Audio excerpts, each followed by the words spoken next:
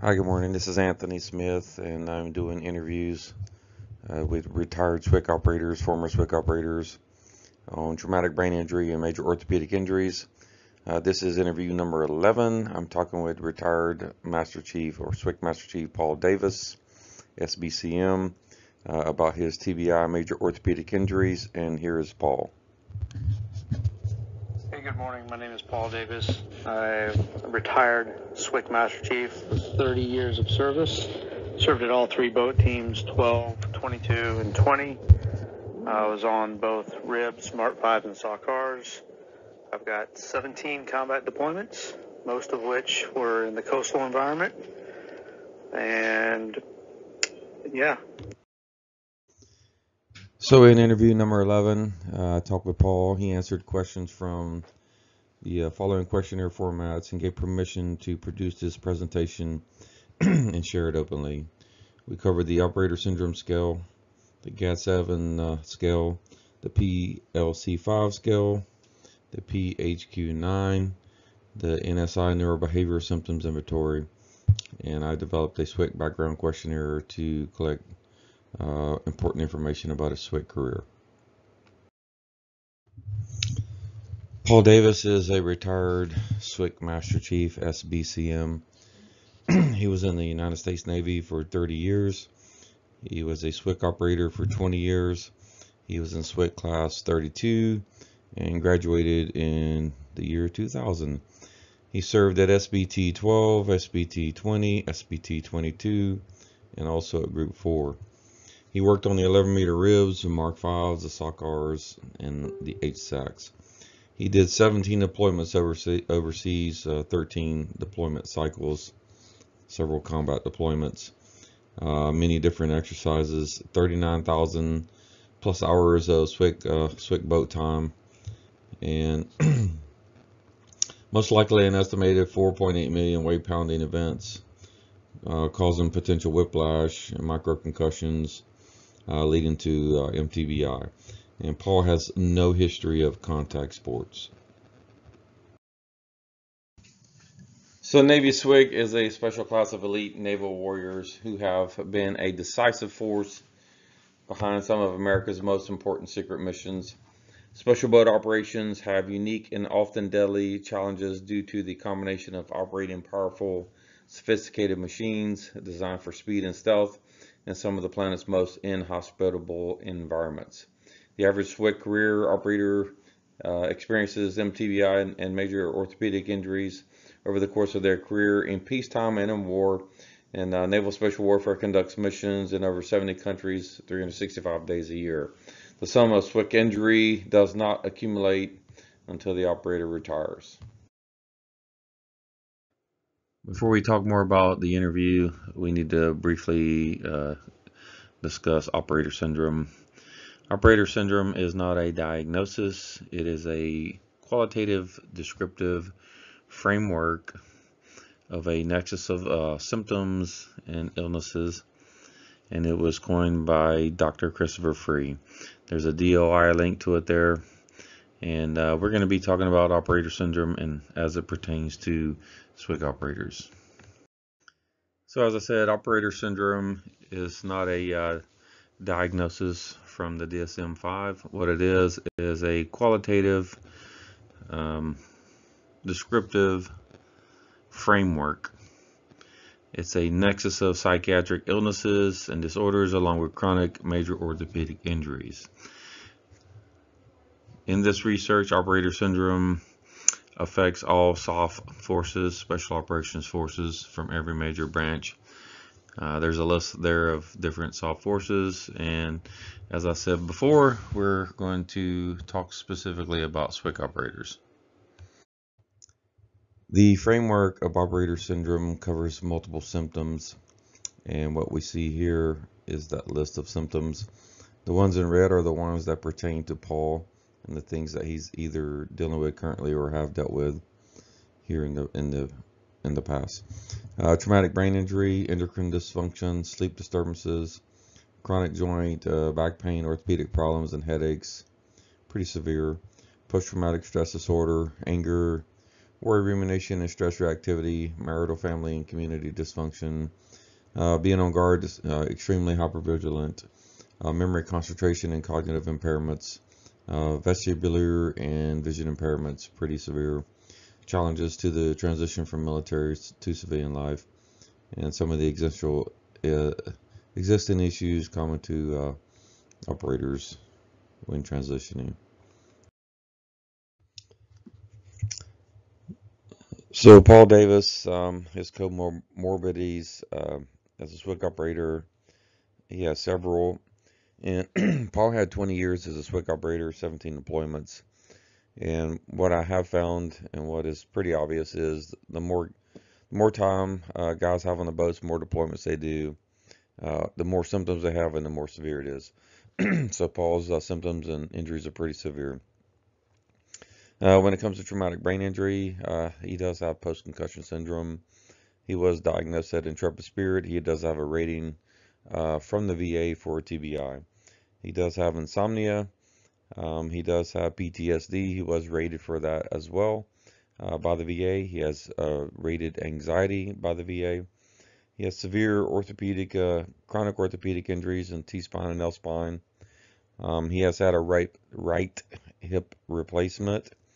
He is pending his left hip replacement as well. He's had both ankles with reconstruction surgery, which is something that we see with a lot of guys that ride the ribs, and right shoulder surgery as well. Paul also has headaches. He has multiple lumbar spine issues, L1 through L3. He has dizziness, balance, and coordination issues. Sensitivity to light and noise. He has severe short-term memory issues. Radiocopathy in both arms and legs. Executive function dysfunction.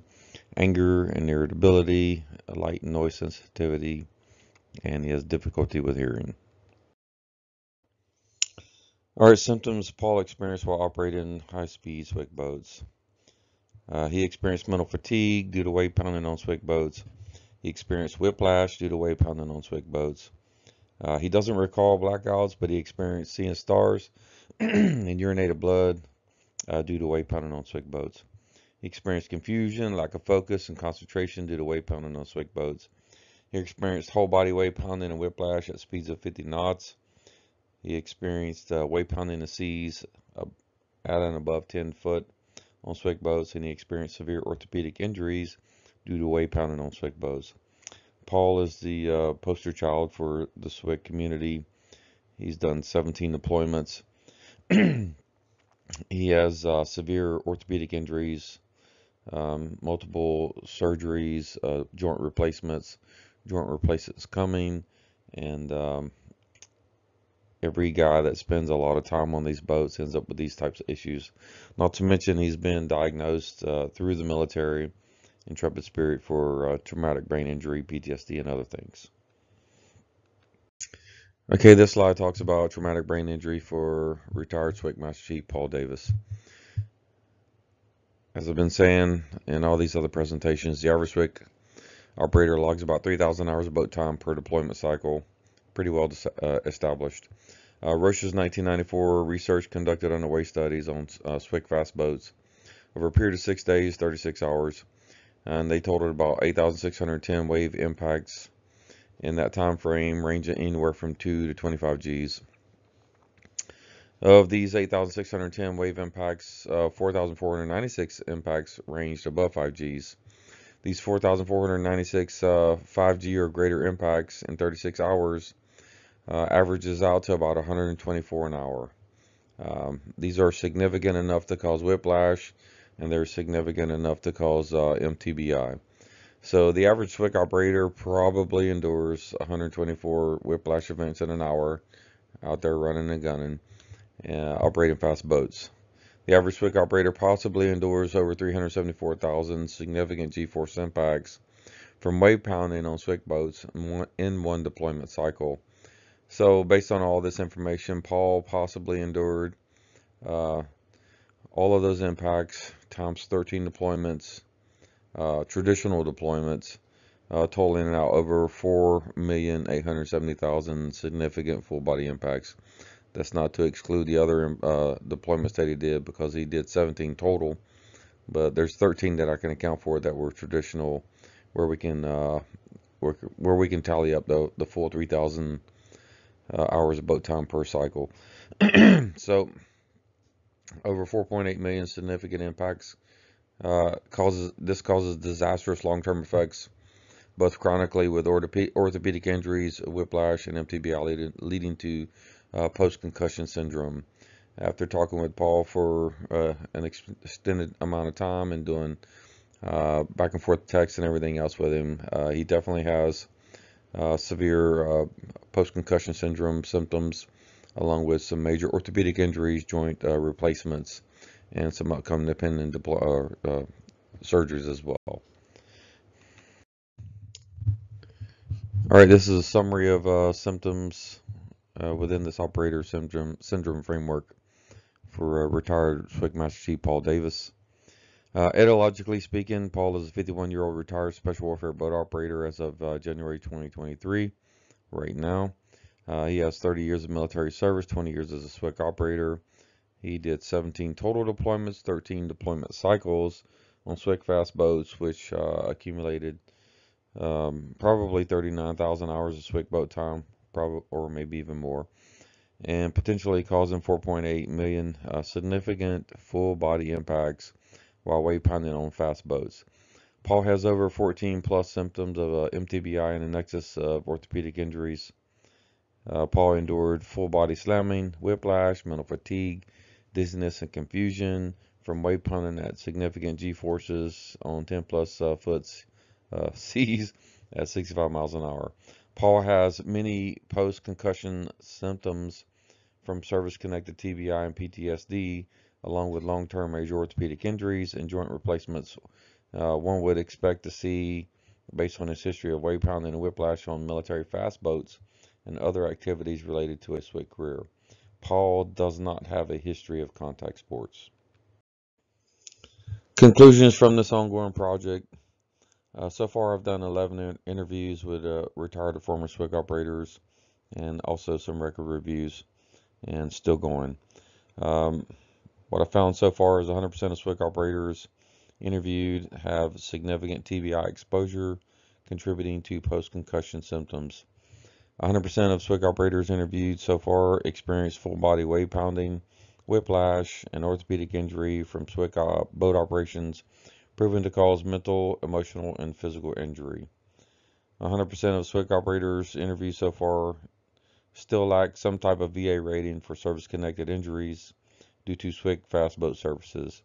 That could be TBI or it could be orthopedic injury. The VA contends these issues are not service-connected for the majority of us. We're talking about traumatic brain injury, because they were not claimed while we were on active duty. Information in this presentation provides evidence Paul was a SWCC operator on SWCC fast boats for multiple deployments, and the aggregate of data collected in these interviews connect long-term TBI and post-concussion syndrome and orthopedic injury to SWCC boat service.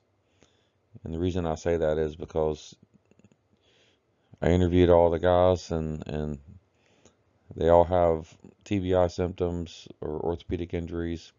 And the one thing for sure in common is they were all on these SWCC boats. Most importantly, thousands of former and retired SWCC operators suffer from long-term mTBI and major orthopedic injury without acknowledgement or help from the VA or DoD. There remains a gap in TBI research on this peer group. And references for this SWCC TBI are listed in my presentation titled SWCC TBI, which is posted on my YouTube page if you need to look at the references.